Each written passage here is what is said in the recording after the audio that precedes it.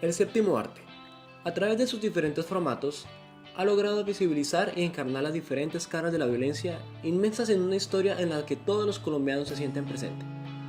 Para la historiadora Calia Ronderos, el arte, en especial el cine, ha desempeñado diversos papeles según el momento y el contexto. En el marco del conflicto y la llamada transicionalidad, lo que ha posibilitado a las víctimas, por ejemplo, desarrollar procesos de resistencia y elaboración del duelo.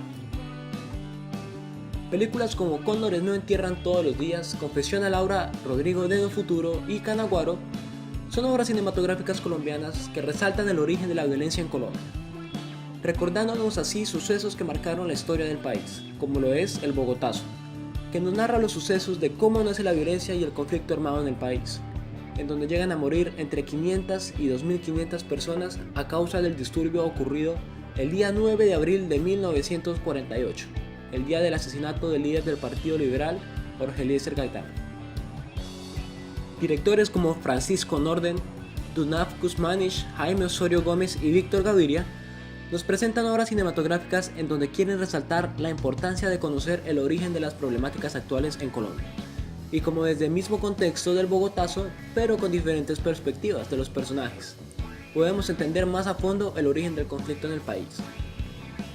Estas películas de cine colombiano se enfocan en dar a conocer al espectador aquellos sucesos que dejaron huella, logrando así abarcar temas de gran impacto como lo son la violencia, el conflicto armado, la lucha de poder y la desigualdad.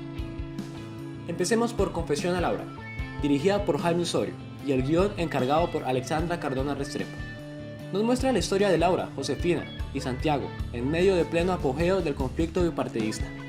Esta lucha de liberales y conservadores, como bien la conocemos, el Bogotazo, que si bien también nos muestra la muerte del líder Jorge Eliezer Gaitán y de cómo el ejército trataba de controlar el orden público. Esta película nos introduce a lo que fue el conflicto que marcó la historia del país, y a su vez muestra otra perspectiva de cómo se volvió esta lucha a través de la historia de los personajes principales de esta película, que tienen que tratar de vivir sus vidas y lograr manejar el tema del conflicto. Podemos observar cómo esta historia transcurre en una cuadra de la Biblioteca Nacional, y en la casa de Laura, que se encuentra de cumpleaños, y que su amiga Josefina en compañía de su esposo la visitan por motivo de esto. Vemos cómo son abordados por el problema del conflicto, de cómo los francotiradores les imposibilita salir de la casa de Laura. Fuera de la casa de Santiago, reflexiona sobre su existencia, acompañado de Laura, que tiene ideas muy diferentes a las que él está acostumbrado. Encontramos así como este film no solo nos presenta los temas de origen de la violencia en Colombia, sino que también nos expone otras maneras de poder observar el problema desde el contexto de los personajes.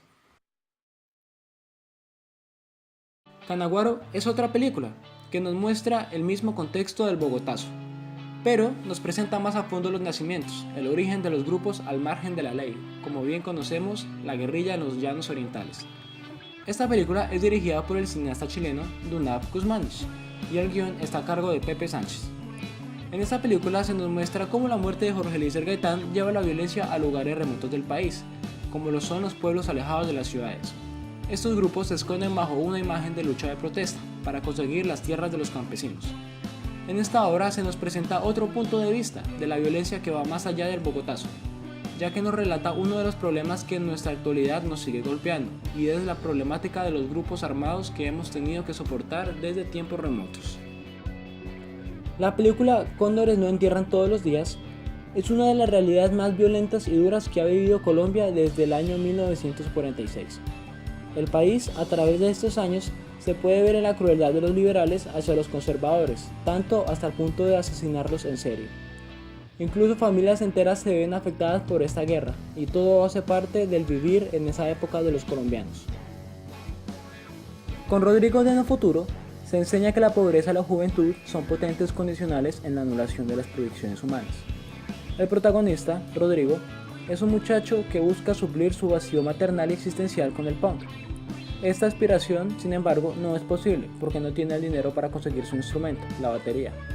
Así, con algo tan simple como real, Gaviria explota una poética y una estética que condensan la sagacidad de la juventud, la contramarea del entorno, la explosión de la música. Después de analizar a profundidad todas estas obras cinematográficas, podemos notar que los directores siempre se empeñaron en que para el espectador el conflicto sea mucho más directo y que actuará desde muchos exteriores. Ha sido un gran avance para lo que es la cinematografía actual, películas que serán transmitidas de generación en generación.